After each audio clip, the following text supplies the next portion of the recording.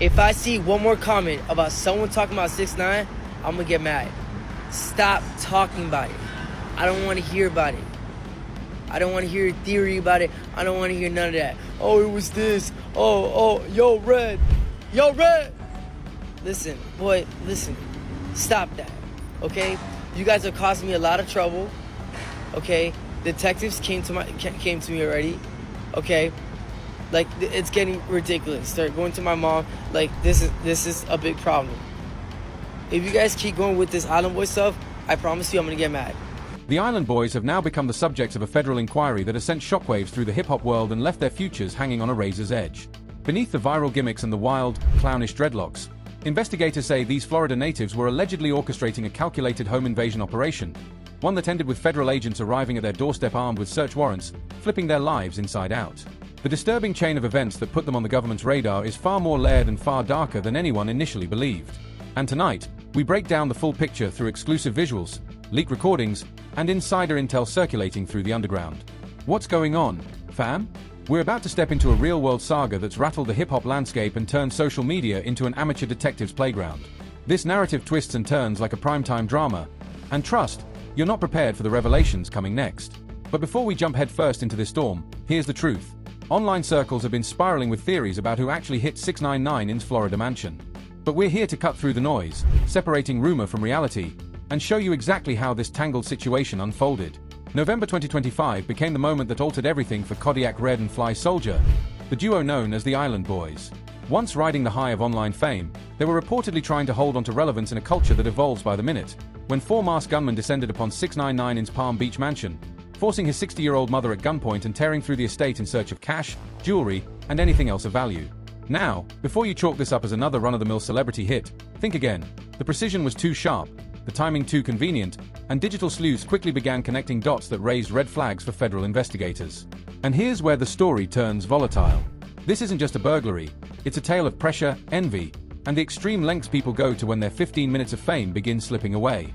So picture this. The entire incident happened while 6ix9ine was live streaming with Jack Doherty, boasting about how he moves without security. Talked openly about not having security, and then he's advertising that he's not home on this live stream. Yeah, listen, I mean, it's silly. I don't know why he's out there bragging about not having security, because he definitely needs security, and this is not gonna go away for multiple reasons. He's an easy target.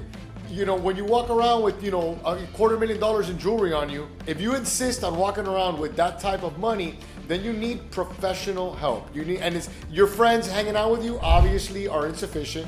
You need people that know what they're doing. He was effectively broadcasting his exact location in real time, showcasing his home and making it clear to the world that he wasn't on the premises. All right, you know the fucking vibes. We outside. Here with my boy Jack. Yes, sir. Fresh home. Back at the mansion, those 4 masked figures were locked into that stream, coordinating their entry with almost surgical timing, studying his absence like a planned blueprint. Now, in street dynamics, timing defines everything. But this scenario deviated from the usual, because these weren't low-level opportunists out for a quick grab. According to analysis of the leaked footage, these were individuals who had tasted viral success themselves. People who should have been generating legitimate income rather than risking federal indictments over cash and chains. The leaked TMZ clip exposed something that electrified the internet. You can clearly hear one of the intruders addressing another by a name directly tied to one of the Island Boys' known nicknames. That kind of overlap hit the timeline like wildfire, and social media wasn't about to ignore it. Online investigators began dissecting every single frame like certified forensic analysts. Yet this goes far beyond a name. Digital detectives started conducting full-scale behavioral breakdowns, walking cadence, body posture, even the distinct swagger of the masked men. The gestures, the stance, the recognizable movements, all of it lined up with clips of the Island Boys from music videos and social media content. Viewers compared arm swings, stances during conversation, even the subtle habits displayed when they appeared anxious. But the revelation that truly stunned everyone came from the jewelry analysis. Fans pointed out that one of the intruders seemed to be wearing a distinctive chain identical to the one Kodiak had recently showcased on Instagram, a custom piece featuring specific engravings nearly impossible to duplicate. The chain peeked from beneath the robber's hoodie, and the pattern matched perfectly with photos posted only weeks prior. That's the type of detail that forces federal agents to sharpen their focus. And here's the deeper context. The financial decline paints a very clear motive. The Island Boys went from viral stars earning serious money through appearances and social deals to essentially fading from the spotlight. The revenue that once poured in evaporated almost overnight. If God forbid it doesn't go in your guys' direction, for real, I think you guys take all of your jewelry assets and invest into something. So you guys will never ever be broke again. Hold on. No, hold on. No, hold on. Podcast. No. Here, I'm moving for you.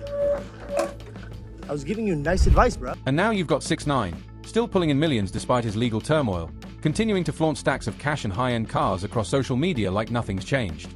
And this is where the obvious tension comes into play. Once online investigators started piecing the situation together with more precision than actual analysts, one of the island boys cracked under the weight and decided to address it. And what he said spoke volumes. His reaction made it clear just how much pressure he was under from the rumors and the emerging investigation. Stop mentioning me in your videos. Stop. Or whatever videos you're mentioning me in, stop mentioning me in the comment section. Stop!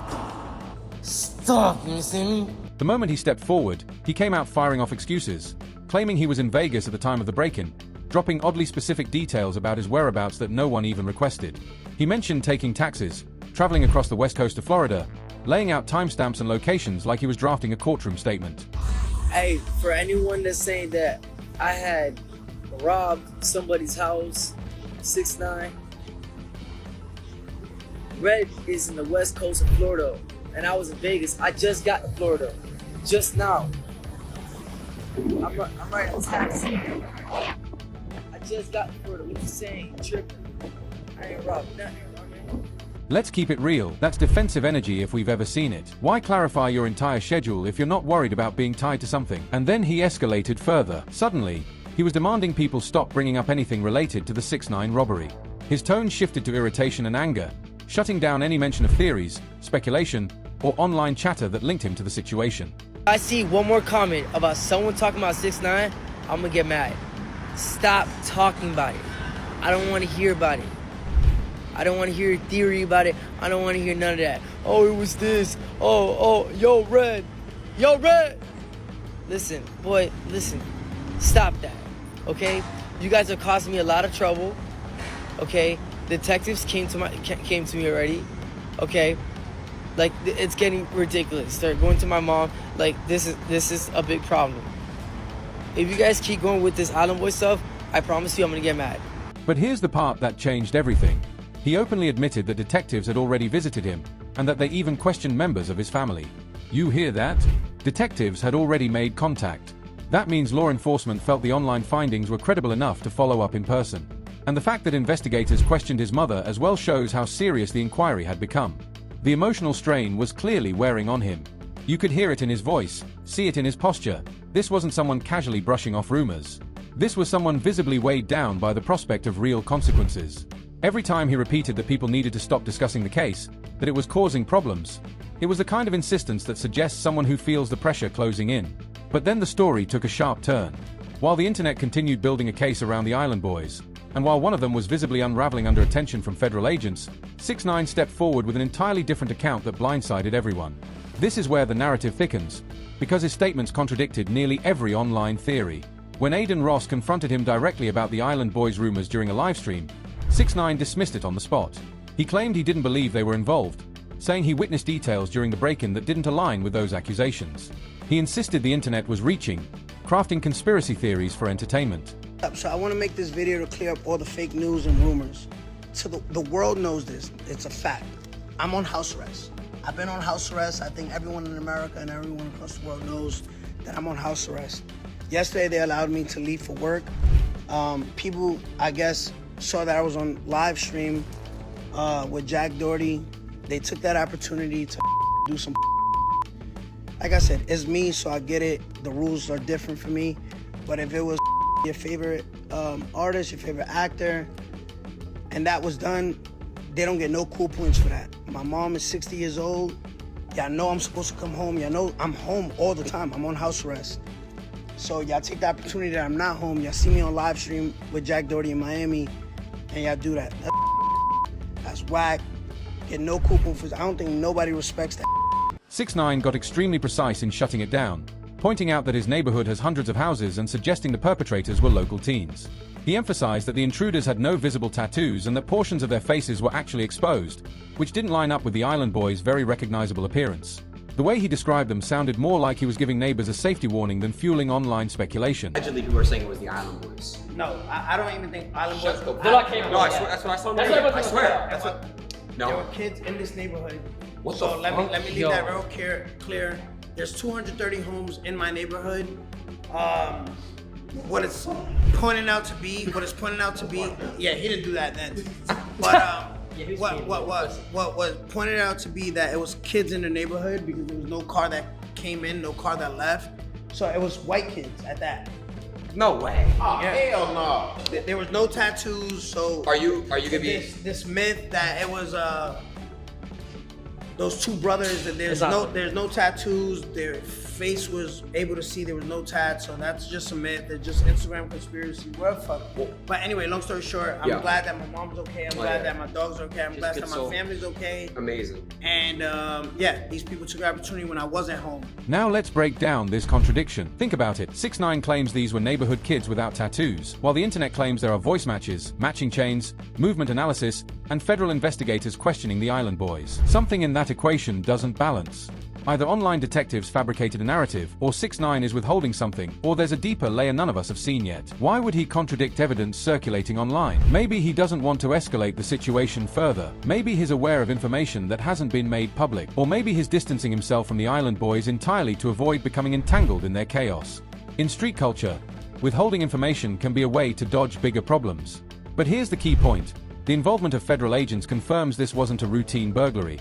When the feds step in on a home invasion case, it suggests evidence pointing toward interstate movement, organized crime components, or ties to ongoing federal investigations. Federal agents don't step in for routine break-ins. They're deployed when a case hints at broader criminal threads. And the Island Boys had a very real financial motive. These were artists who once commanded hefty appearance fees, earning tens of thousands at their peak, cashing out on sponsored posts, and enjoying a fast-moving celebrity lifestyle.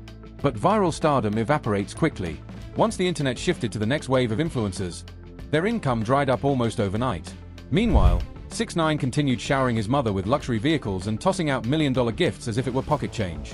He filled his feeds with mountains of cash, high-end chains, exotic cars, and mansion living, while the Island Boys struggled to maintain visibility. That type of comparison can destabilize anyone who once occupied a similar spotlight.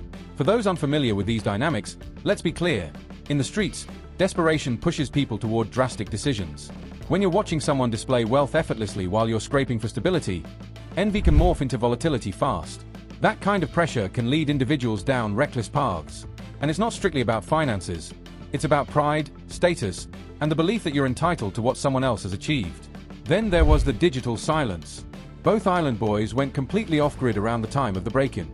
Normally, these are guys who flood their pages with constant updates, flexing lifestyle shots, promoting music, posting daily content. But during the exact window of the incident, everything went quiet. Their last visible activity placed them in Miami, roughly an hour away from 6ix9ine's Palm Beach mansion. Meanwhile, fans analyzing the leaked audio were performing breakdowns more detailed than some official investigative efforts, comparing accents, cadence, tone, even placing the audio into recognition software.